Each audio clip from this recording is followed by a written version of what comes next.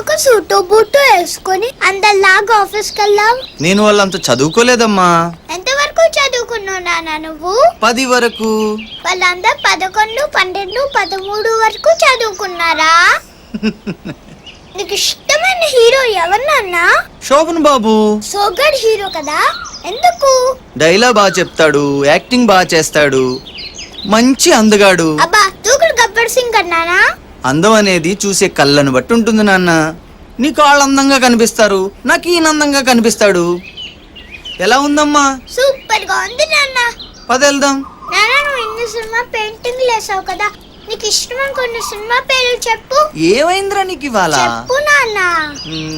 ఇంట్లో రామయ్య, వీధిలో కృష్ణయ్య, నారి నారి నడుము మురారి, సీతమ్మ వాకిట్లో సిరిమల్లి చెట్టు, బృందావనం, గంగోత్రి, శశిరేఖ పరిణయం, ఇంకా గోకులంలో Sita.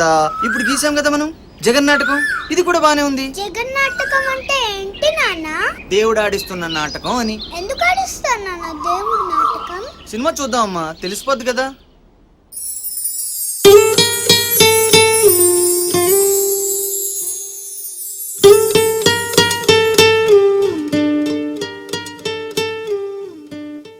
God, such an awesome feel it is. Here my heart flies with Rakkedu Katti.